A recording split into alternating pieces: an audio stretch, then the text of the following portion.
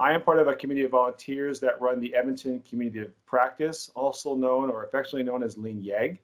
We host a Lean Coffee session on the third Friday of every month from September through June, from about 9 a.m. to 10 a.m. Sometime soon, we're going to be on location again, but for now, we are doing this virtual.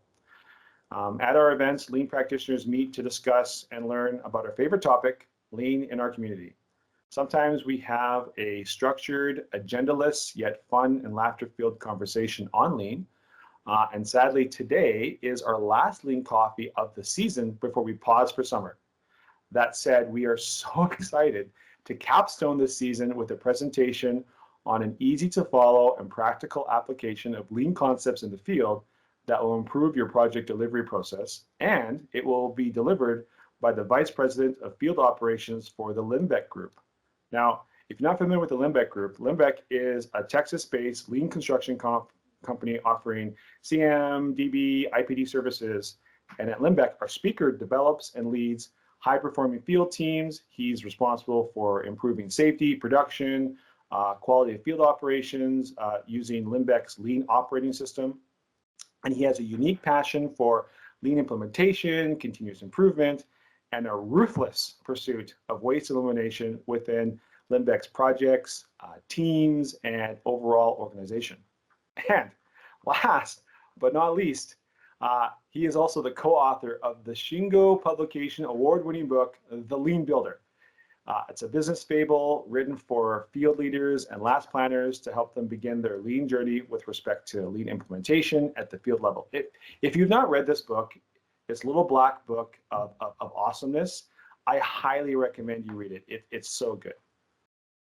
So it is my pleasure to present to the Edmonton Community of Practice your speaker for today, Joe Donarumo.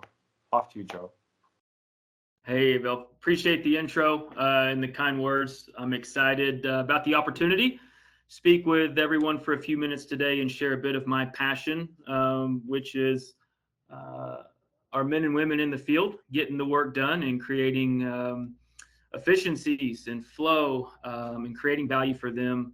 At the end of the day, I honestly feel those are the true only value add roles within the industry. I think we all exist to serve the men and women who put the work in place. So I'm excited to talk a little bit about my journey, as well as hopefully leave everyone with a few practical application steps today of either how to begin a Lean journey in the field, or if you're already implementing a Lean journey in the field, maybe how to improve or create some more value through that.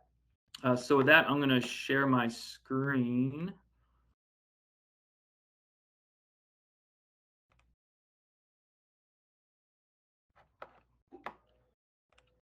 And just those of you who don't know Joe, usually he's rocking a bald head, but he pulled an audible today and he has a cap on. So that's right. Yeah, you caught me at the job site. So thanks for the introduction. Just a little bit, in my day job, I'm serve as Vice President of Field Operations for Linbeck. And my passion is to help people begin or improve upon their Lean journeys. As mentioned, I was the co-author of a book with my other co-author, Keon Zandy, who's not with us today, but he serves as a CEO for a small general contractor in Dallas as well, named Skiles Group. Okay, here we go. So why Lean? Oftentimes when I'm talking to either new hires within my firm potentially, or talking to other superintendents or leaders, not just in the field, but across our industry, I'm often met with, why Lean? Why should I try? Why should I stop running work the way that I'm running work? Because by all measures of our current society and how things work, I'm a successful superintendent. I've never missed a CO date. I've made my firm a lot of money. Clients ask for me by name. So why should I stop running work the way that I am? And it's often, when I'm kind of met with this discussion, I'm met with this opposition, I try to just hit pause with that leader.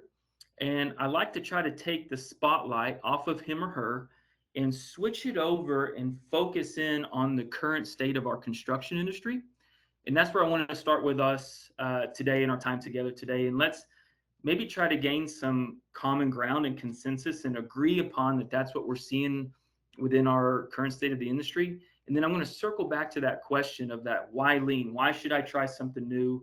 I'm successful. This doesn't make sense. And then we're gonna end on that. And this is really, this first part is kind of the elevator pitch I like to help equip people with, because they're going to be met with this opposition and this resistance. And I like to create the framework of how to be able to dive into that. So the first thing I want to talk about is design documents. And I want to preface this that this is not a knock or throwing stones at our design partners, because we're going to unpack what they're having to manage in their current state. But if I was to ask someone, maybe within some of the firms that are on this call, or maybe even someone within my firm who has a little bit of experience, a little bit of gray in their hair, in their beard, and I would say, let me ask you something. 25, 30 years ago, would it be safe to say that potentially those construction documents might have been a little bit more coordinated, maybe some better validation, and or maybe say it like this: could you go to the field and reliably plan your work and implement your work more effectively? And oftentimes I met with, yeah, Joe, I could. And again, not a knock, not a stone throw. Let's actually unpack what our design partners are having to be stacked up against. The rate in our current climate, in our current industry, that owners are requesting us to move through the process of a validation from SD to DD to implementation, it has an alarming rate, and we're running out of time to really put these plans together. On top of that, our design partners have been commoditized, much like our trade partner market, and oftentimes don't have the resources in those work plans to have that level of detail. And then lastly, resources themselves. We're still dealing with a significant outflux of design professionals that left the industry in 08, 09 during that big recession, and we still haven't retained back a lot of those design professionals. So now we're still trying to deliver at this alarming pace, but we don't have the time, we don't have the speed, we don't have the money, we don't have the resources. And we're now more dependent upon technology than we've ever been within our design professional. Even some, I don't like to use the word like a copy paste type of culture or mentality, but oftentimes we're grabbing that system or that assembly that worked a couple of jobs ago that's very similar in design, but we don't have that time and energy and money and resources to really get into the details, the validation, understanding that assembly and system. And oftentimes we're left with having to work that out in the field or further ASIs or RFIs down the road. Next, I want to talk about skilled labor within our industry. This isn't anything new. I'm sure most of you are dealing with the same awareness and the issues that we have with skilled labor. But, I go back to that seasoned leader within my firm, or if I was to ask someone within your firms, like, when was the last time you actually had a true master mason on the job site? And oftentimes it's crickets, because they're like unicorns. I mean, those truly skilled craft professionals have either left the industry or they're currently about to leave the industry. And we have a significant impact on our skilled labor force. We've also been within, at least, the United States, a society in the past 20 years that's really been pushing this mantra of no child left behind. Really define success as by having to have a white collar, go to a higher education university, go get a degree.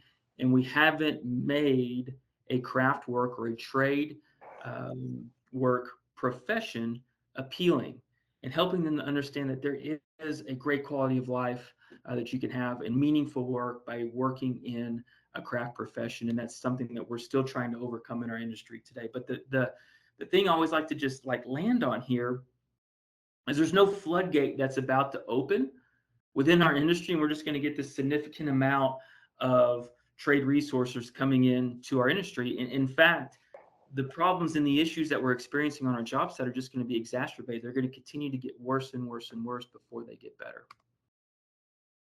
Just talking about the number of unfulfilled jobs in construction, we have a significant amount of just general labor and general needs within construction that we're dealing with a shortage on top of the skilled labor.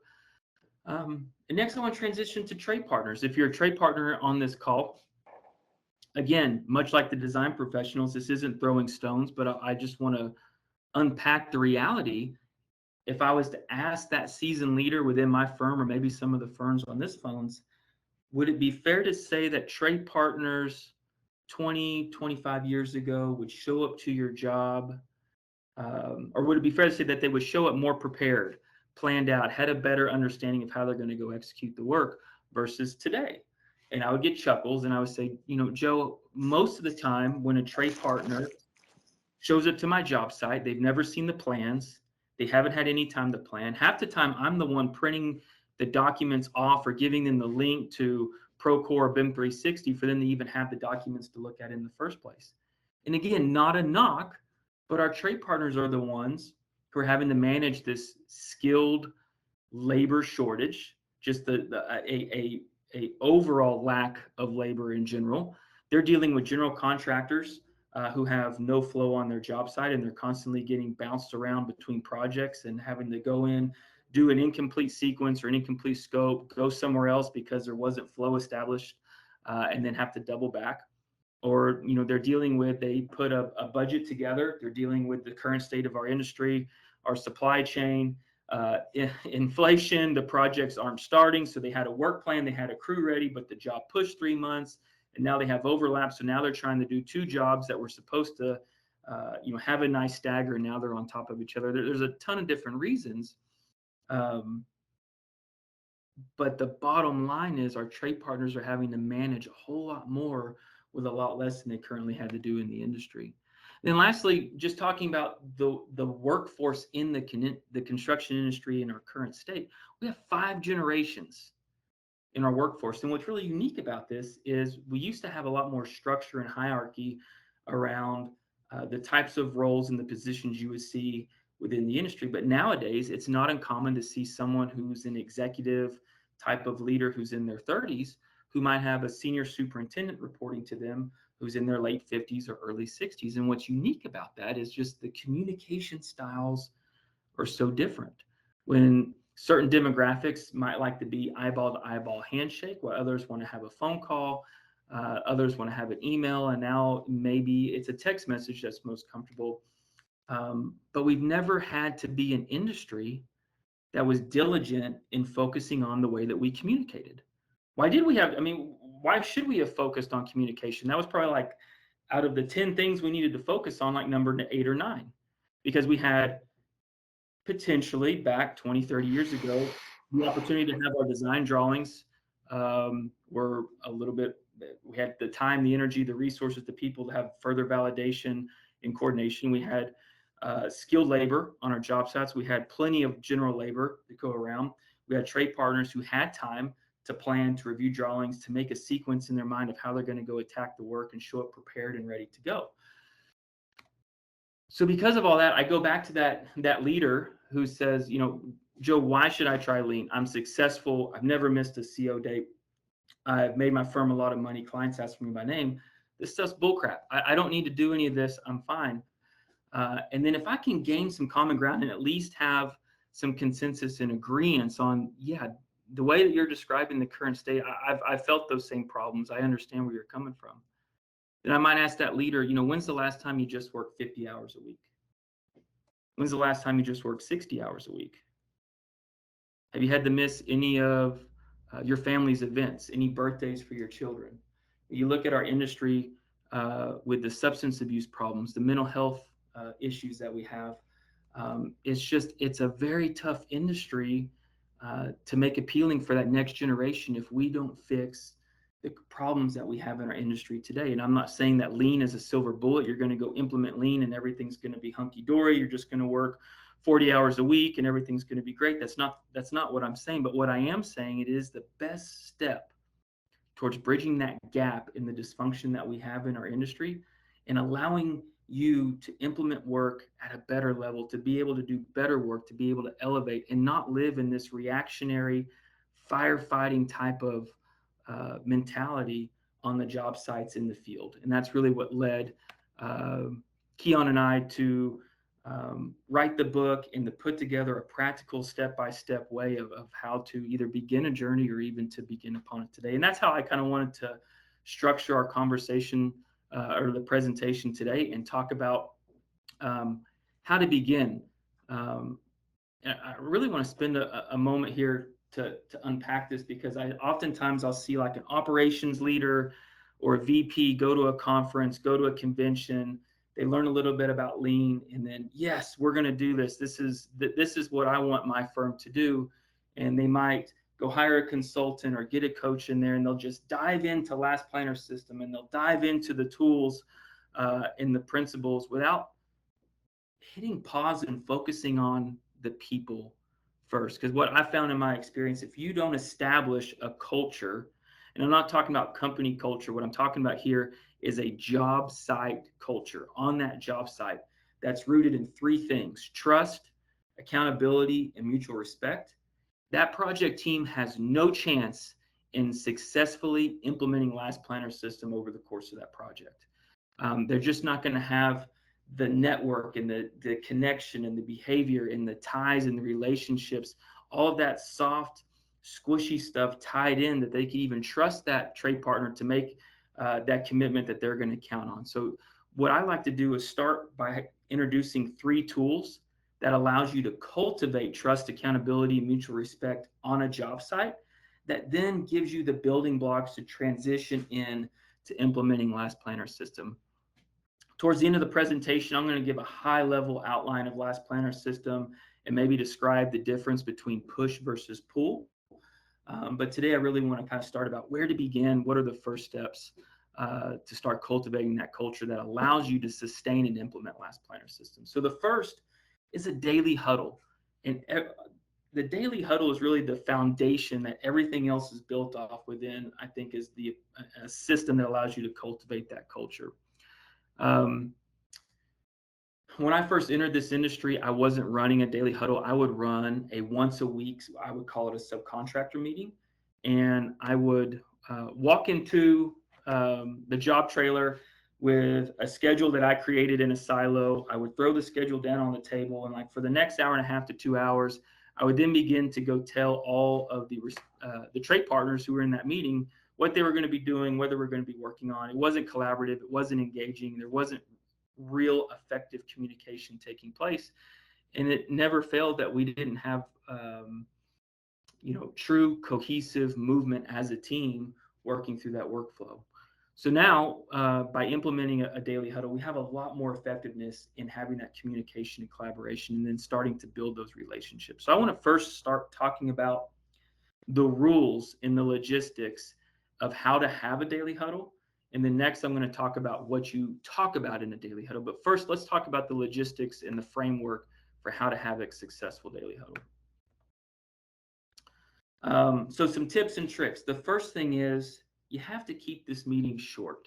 The daily huddle should be about 20 minutes to 25 minutes. You don't want to trade in that once a week, hour and a half to 2 hour meeting for 5 1-hour daily huddles, or you're going to lose your trade partners and they're not going to see value in this, and they're not going to participate and attend. So this might be a difficult muscle to exercise at first as you're getting used to this. So get out your phone, get out an egg timer, set the clock for 20 minutes. And over time, you're going to learn to be diligent in just talking about the right things, the right discussion, the workflow for that week at that meeting to help you stay on track so you can get your trade partners in and out. Next, start on time, end on time. This may seem a little trivial, but again, you're trying to establish a culture on that job site: trust, accountability, mutual respect. When you're beginning and ending that meeting on time, you are effectively demonstrating to those trade partners that you respect them. Hey, I know you got a lot on your plate. You got your crews out there. You're worried about material deliveries. You got to make sure you go QA, QC the work that's being done. You have a lot on your plate. So I'm going to get you into this meeting. We're going to start on time. We're going to get it done on time. I'm going to make sure you get the information that you need, as well as give you an opportunity to tell me what's in your way. And your trades are going to begin to see value. And you can demonstrate that respect for your trade partner simply by starting and ending on time. Third is just no phones or distractions. Again, mutual respect. You're trying to cultivate it within that job site team, and nothing breaks down that culture like having a engaging conversation about a constraint, and then one of the leaders steps out to either answer a text or answer a phone call, effectively demonstrating to the team that the person or information on the phone was more important than the discussion and the topic at hand. So it breaks down the culture you're trying to establish. Next, stand up.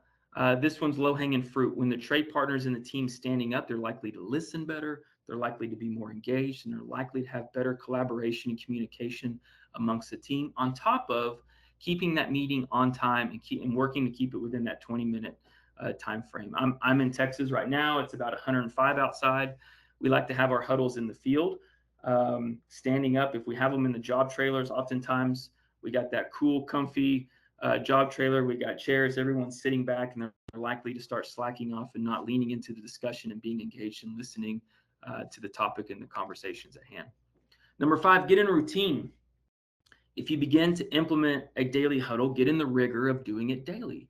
Don't have one on Monday, have one on Tuesday. Hey, things are going great. Let's pick it up on Friday. We'll grade it. We'll establish some PPC, and then we'll move on to the next week. Don't do that. Get in the habit, in the routine, and the discipline of having this meeting daily. Number 6, stay on track. Inevitably, you're going to have someone within that job team who goes on a filibuster talking about maybe a submittal or maybe something that's not really impacting the workflow that week, and you need a way to mitigate that. And what we like to use is either a 2-minute rule or something called ELMO. It's an acronym stands for enough, let's move on. And what it is it's a respectful way to say, I'll give you an example. Hey, Steve, man, I appreciate you bringing up the issue on the submittal, but it doesn't actually affect everyone else right now in the huddle. We need to focus on the work plan this week. So I'm going to take your concern. I'm going to go write it down here on the parking lot. And then after the huddle, I'm going to go get you the answer that you need, and I'll follow up with you. And what I just did is I respectfully demonstrated to Steve that I heard him. I recognized them. I'm going to write down your issue because obviously it is a concern of his. But I'm gonna steer that meeting back on track, and I'm going to keep it heading towards that 20-minute milestone so we can get that meeting done. And lastly, involve the entire team. I'll be a little transparent and a little vulnerable. When I first started implementing these, being a superintendent type A, I'm cut from that cloth that if it's within the job site fence, it's mine. My job of my project managers and my engineers is to make sure that I have the appropriate material and supplies on site at the right time so that I can make sure that they're accurately installed and they meet the schedule. However, once I humbled myself and started to invite my project managers and my APMs and my engineers to the meeting, what I started to understand is they were reducing waste for me. If I got a question about the ASI or the submittal or the RFI, instead of me having to jot down the notes, go find an answer with my project management team, then go either track down the trade partner or have a phone call, they were able to provide that information in real time, as well as they had better understanding of what my needs were and where the general direction of the project was going. And we just became such a more cohesive team, and we were able to implement work at a higher level just by involving and yoking that entire team to the daily huddle. So what's the fruit? What's the value of transitioning from that once a week subcontractor meeting to that daily huddle, that daily site meeting, stand-up meeting, everybody's in there? It's greater accountability amongst all the team members. It really is that beginning step, that low-hanging fruit in starting to shift the job site culture and cultivating those tenets of trust, accountability, and mutual respect. Then lastly, reduce fire drills for field leaders. If you're a superintendent, you have a successful daily huddle, you shouldn't be living in this reactive phone call every 5-minute state, because the trade partners are going to leave that meeting. They're going to know what they're working on that day. All of the rest of the trade partners are going to know where each and everybody else is.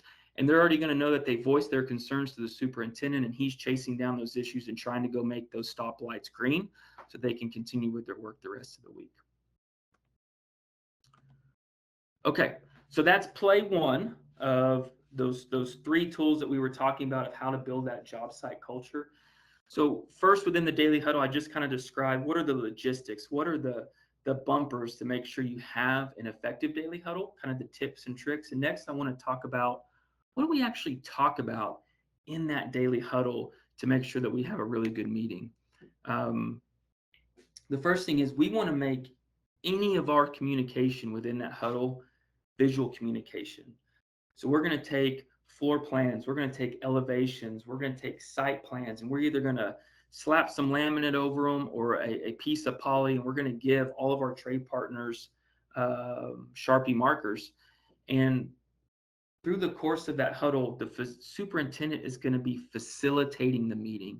And what I mean by facilitating is they're going to be talking about 20% of the time, and they're going to be listening and connecting the dots between the rest of the trade partners. And they're going to be asking the same 5 questions to each of the trade partners. It's, what are you working on? Where are you working? How many crews do you have on site?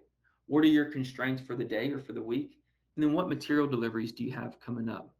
But the beauty of this, though, instead of the trade partner just reporting out to the superintendent of the team, they're actually taking their dry erase markers and they're going up to the floor plan and they're visually showing the rest of the team where they're putting that work in place. And when the light bulbs start going off of, oh, hey, I just put 3 pallets of ductwork right there where you need to start two-siding the walls, or, oh man, I have a delivery truck coming that day and you got site utilities.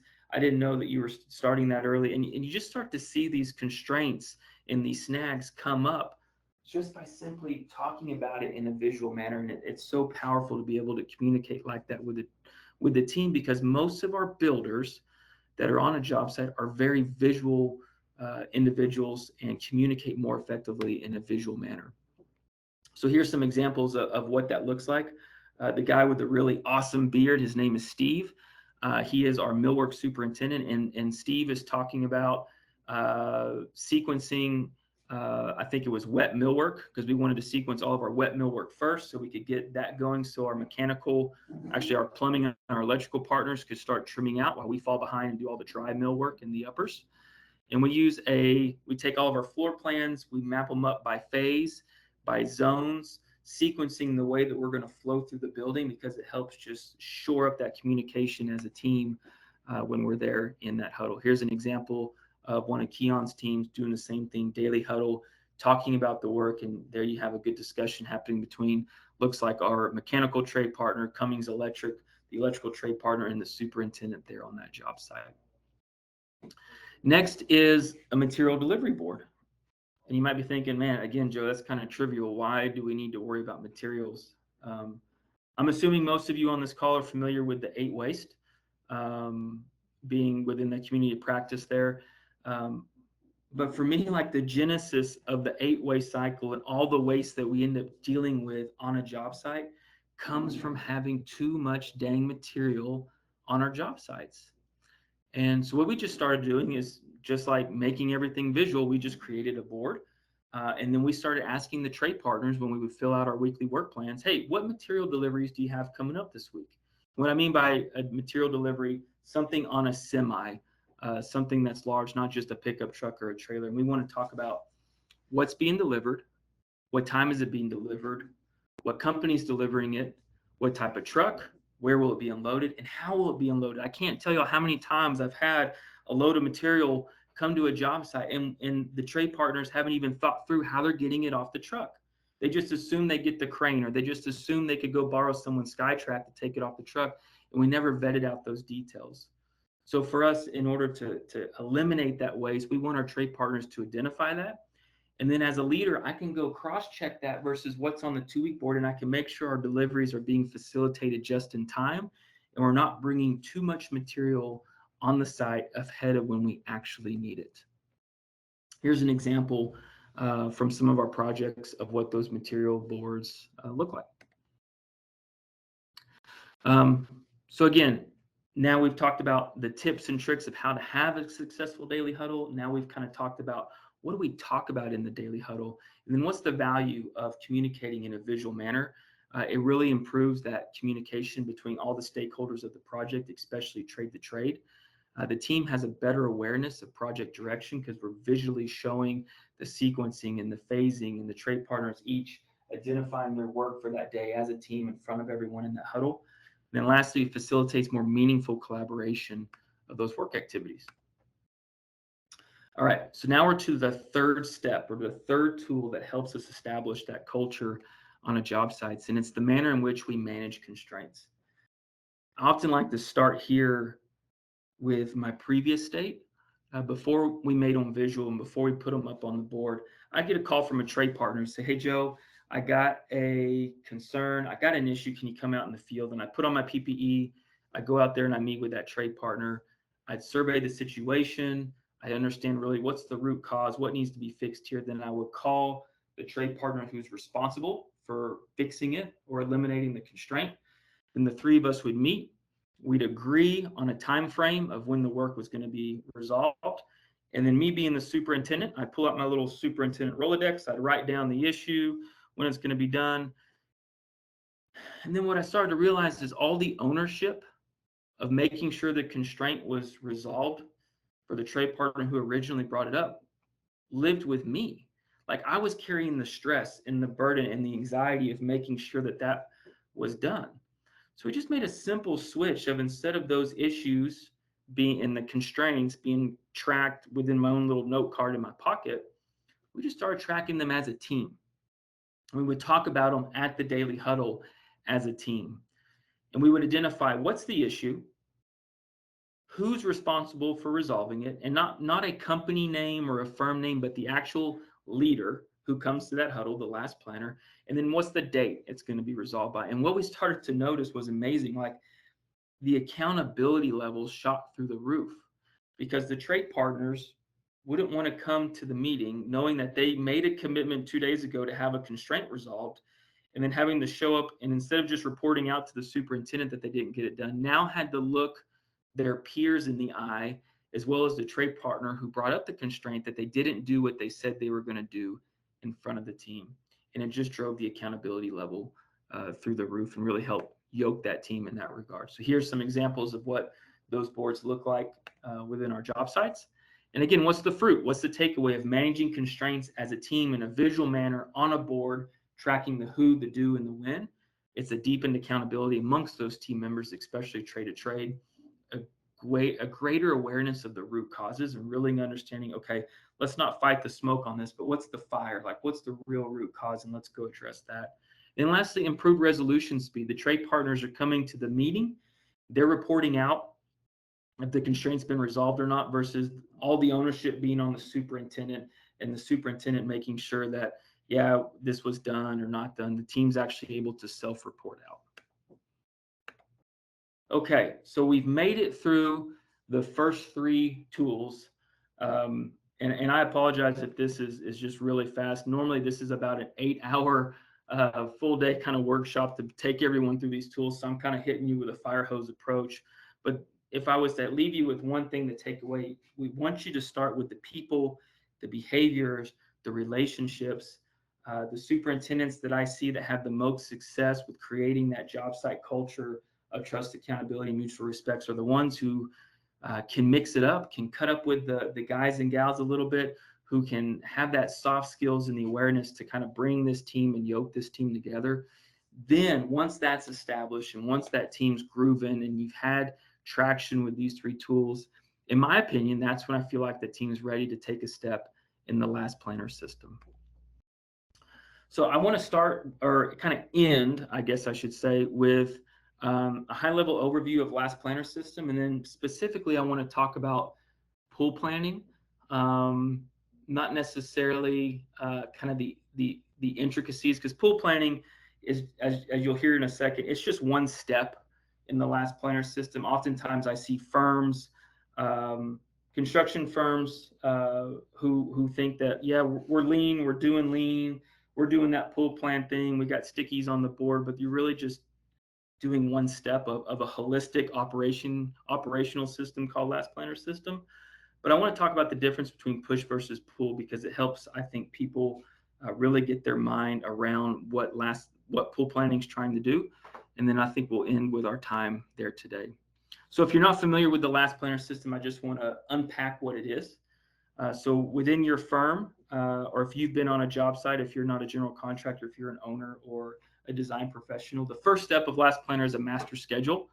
And this is no different than what 99% of the firms who are building projects do. They create a master CPM schedule, whether it's within P6 or Microsoft Project or whatever software platform that you're using. Typically, every firm is creating a master. We're typically contracted to it. So if you're doing that, congratulations, you're doing the first step of the last planner system. The second step is phase scheduling. And this is where pool planning comes into play. Phase scheduling, also called reverse phase scheduling, is pool planning. And what that's doing is taking specific snapshots in time or specific milestones that lives within that CPM master schedule. We bring in our subject matter experts, we bring in all the trade partners, and we sit down and we laser in on that one particular milestone, understanding everyone's commitments, durations, and make-ready needs to validate that we can go implement that piece of work for that particular milestone. We want to get the buy-in. We want to get the engagement. We want to have our trades validate that work plan so as a team, we can be yoked in how we're going to go implement that plan. And that's all phase scheduling is. From that phase schedule or that pull plan, we produce a 6-week look-ahead plan each week. That's our back check to make sure that we're on track with the pull plan. From there, we get into a weekly work planning where we're mapping out either a 2 or 3 week look-ahead for that particular work week. So we're just kind of drilling it down deeper and deeper. Then lastly, percent plan complete. This is a step that I see commonly missed, and this is actually understanding why commitments weren't met. It's the opportunity to have some learning around the root causes for the commitments not being met within the field and that team that week, and allows us to shore up that workflow as we move forward. Within our industry, it's not uncommon for most project teams to be somewhere between a 40 and 50% reliability in their ability to make commitments to one another. So our goal with implementing this system, at least within my firm, is if we can live somewhere between a 70 and 75% PPC, that often correlates to being on time and under budget within our projects. So that's the target that we're looking for within our firm. If you're thinking through Last Planner system visually, think of that master CPM schedule as work activities that are big boulders.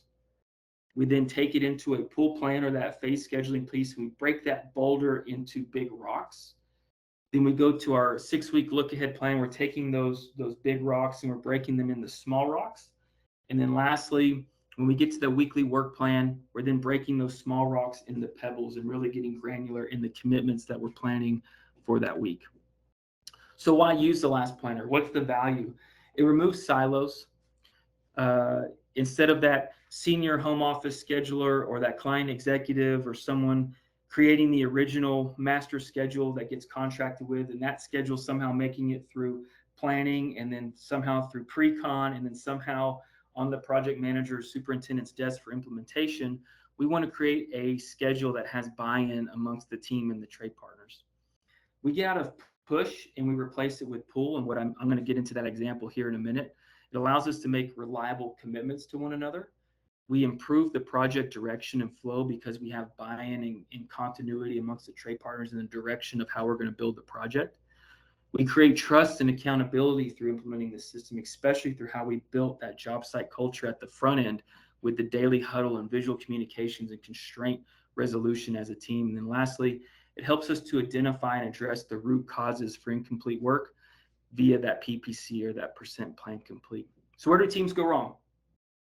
It's oftentimes the teams don't start with culture. They just dive right into the principle or they dive right into the tool and they don't take the time to yoke that team together, saying they focus on the tools and not the people.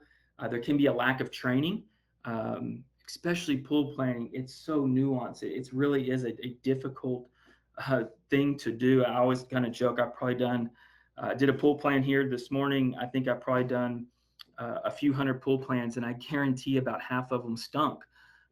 It's just constantly learning and tweaking of what went well and improving upon it because it is a difficult skill to learn. And then lastly, trades only using pool planning and thinking that's running a lean operating system versus truly implementing Last Planner system.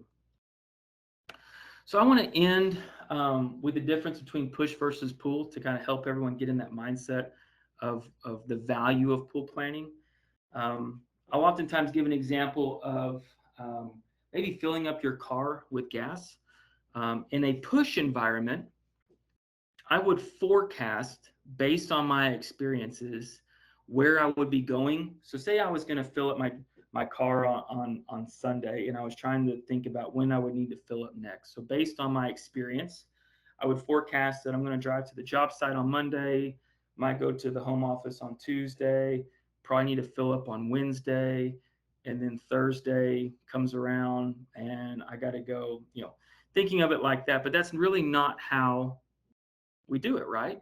Like we wait till there's a demand. We wait till there's a need, which is oftentimes our gas light or our indicator getting to maybe a quarter of a tank left.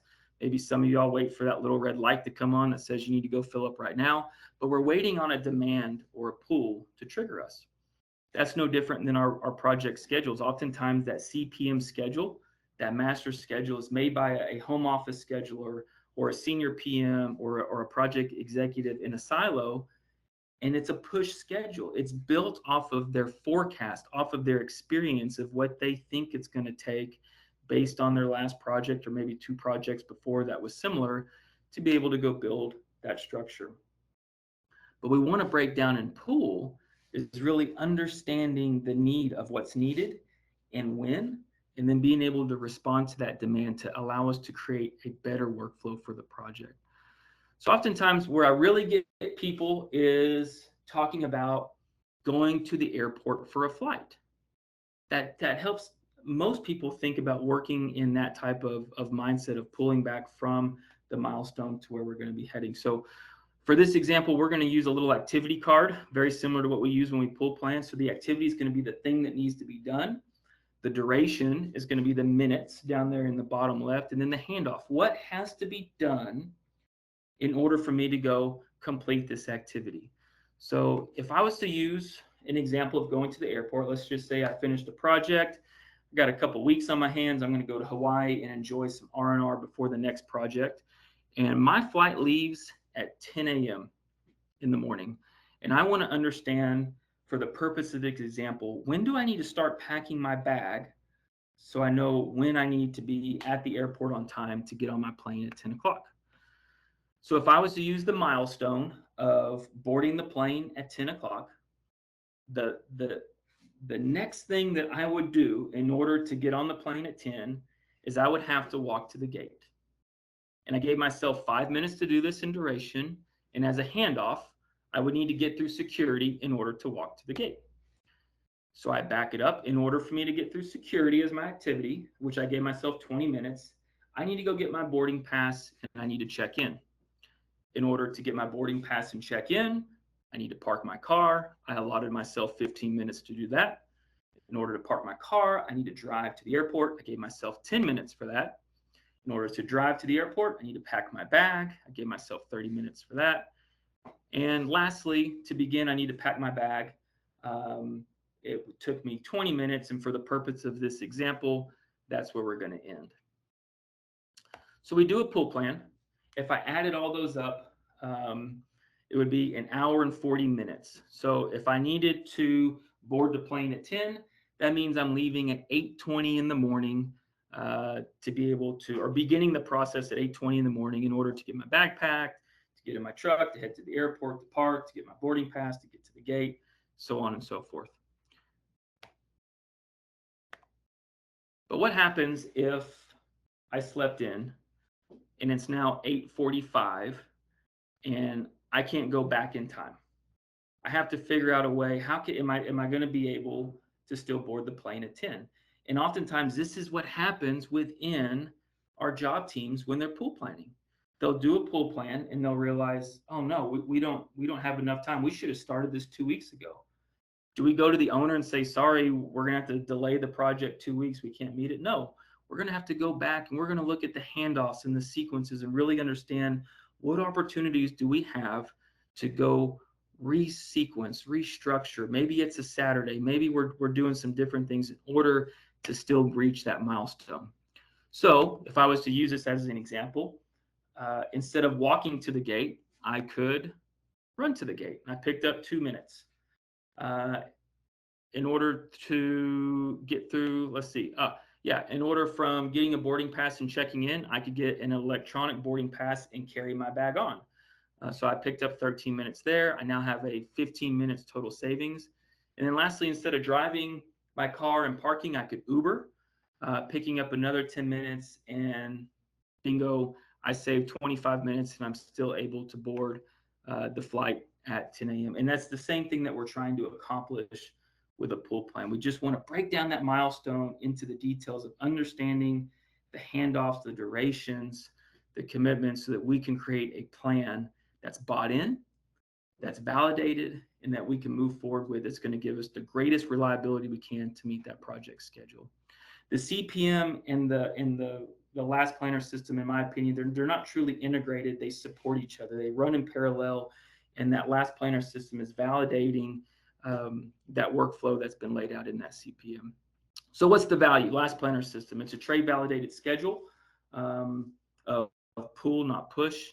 We have better constraint identification and resolution for critical activities because we're looking at it 12 to 16 weeks ahead, and we're understanding what are going to be those landmines and those constraints that we're going to need to navigate. And then lastly, the team having clear understanding around the weekly milestones, and then learning around the PPC of the root causes of why didn't we meet those commitments to one another this week?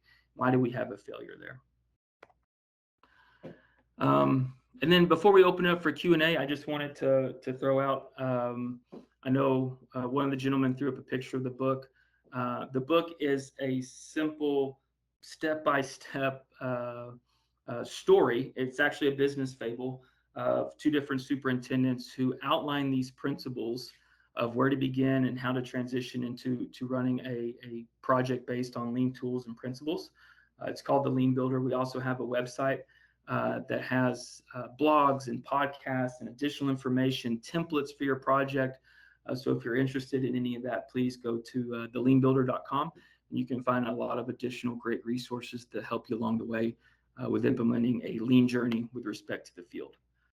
Okay, so Avail, I'll turn it back over to you for Q&A, and I'm happy to stay on as long as needed to help answer any questions from the community of practice. Awesome. Thanks, Joe. That was an amazing presentation. Just everyone in the chat, I put the leanbuilder.com website in the chat there. So if you wanted to peruse it, I highly recommend that too. If you can't read the book, go to the website. There's a lot of freebie stuff there too as well. So thank you, Joe, for sharing with Lean-YEG.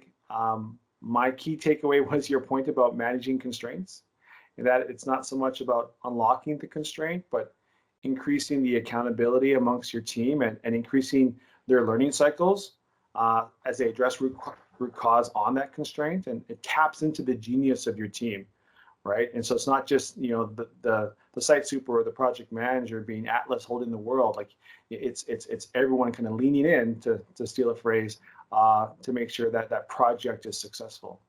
But in particular, I don't just start with last planner system or pull planning, right? You start with nurturing that culture that you need in the field to deploy the lean concepts and practice those habits of collaboration that we need to sustain in. So we're going to get into the Q&A period here. Before we begin that, I'm going to say this is that our next Lean Coffee is Friday, September 16th. Okay, we paused during the summer, so please save the date in your calendar. Join our LinkedIn page, learn about next upcoming topics as we take the summer off and plan the next season. And as well too, Joe has graciously shared his slide deck. So if you'd like a copy, you can request it in the chat, or you can email me directly, or post it on our LinkedIn, and we'll email it over to you. We will also be posting the recording of today's session on our YouTube account, where you can watch even past presentations, and I'll put those links in the chat. So if you have questions, use the reaction hands up, and don't forget to unmute yourself, or you can even post the questions in the chat as well too. So on that note, we'll let the questions go up here. So let's see what we have. So the first question we have is from Brian. Brian. Thanks for doing that, Joe. That was fantastic. I had a quick question about one of the things I saw on your slide, and one of your slides, that your Lean Scoreboard, that was really intriguing. Could you maybe explain just what that information is that's up there? Sure. So the scoreboard, let me back up. For some reason, we play different when the score's being kept. And what I mean by that, if you're playing a basketball game, and you're not keeping score, things seem to be a little looser, and not maybe going through all the effort and the motion. But the moment you start keeping score, things seem to tighten up. We kind of took that principle in with the projects and actually make a project scorecard or scoreboard. And what we track is the days left within that particular milestone from the pool, as well as the overall days left to complete the job. And it gives everyone a visual representation. We even sometimes do like a countdown clock. Instead of doing the visual scoreboard, we'll do a countdown clock to the next milestone. And it just helps internalize it with everyone who comes to that daily huddle, including our owner, including our design partners, our collateral partners on the job, everyone being yoked to that common goal of when the next milestone is. The story in the book about Sam getting caught with a couple of different schedules, that's been myself in a previous life. And we just find there being so much value in just being honest with, here's the schedule. I'm not running two schedules. I'm not putting fluff. These are the real durations. And we're going to be open and transparent to not only ourselves and our trade partners, but to our client and our design partners, where everyone knows the reality of where this is, and we all have equal stake and equal share in that job. Very cool. So the first number, the milestone number, that's milestone number 8, and then the time remaining is after that on there. Correct. Yeah. Cool. Correct. Awesome. Thank you. Okay, Aaron, I think you had your hand up too, but was that the same question you had with Brian, or did you have a second question? No, I had another question. So and I apologize, I did miss the beginning of the presentation, but so if you answered this already, but you did address what I see a lot with our teams is, okay, we're doing last planner, so we're lean, and what we've actually got a small project here where the superintendent hasn't done the last planner, but is really kind of digging into the culture side of the lean, which you definitely talked about with the daily huddle. Just wondering if there's, say, one thing or one or two things that you find like the low hanging fruit to lean techniques to adopt to build that lean culture. And it might just be the daily huddle, but just wondering if you have anything else on that. Yeah. No, great question. Yeah. And if you were to take one thing from this presentation, it is to start small and start right there. So the tools, the steps, Aaron, would be a daily huddle, then using visual communication within that daily huddle to make sure everyone's communicating in the same manner, and using the rigor of, what are you working on? Where are you working? How many crews do you have? What constraints do you have? What material deliveries? And then once you have that jiving, then mixing in the constraint resolution in that same daily huddle and doing it visually. Then once the team's really grooving with that, and they've established that culture and they're finding value in those tools, then start to trickle in the steps of transitioning to last planner system. And you may find teams that never get to last planner system within a project, and that's okay. I don't want to rush it, or I don't want to burden them with that. If they just implement those first 3 steps and tools, they're going to create so much more value than they would have without, in their current state right now. So just make that the building block for that project. Then when they go to the next project, they can right off the bat go ahead and implement those first 3 steps. And then over the course, once they get the trade partners bought in, the trade partners are seeing value. Hey, we like this process. Hey, guys, let's try something different. I want to try to validate the schedule that we got with you, and then we tiptoe in to last planner system. And I'll be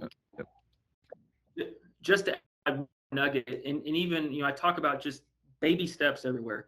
Don't try to dive into this. And what I mean, like when you begin, you think you're ready to start last planner system. Maybe your first pull plan you guys do as a team internally, and then that first pull plan you're bringing your trade partners in. And you're just walking them through the process and your thought logic, and walking them through the cards. And then getting them familiar with it, giving them a voice to have, voice their concern or their constraint. And then maybe the next time, then you're having them fill out the cards. And you just kind of tiptoeing into it. I just found so much more success going slow, going fast with processing. Go slow to go fast. Slight follow-up question there.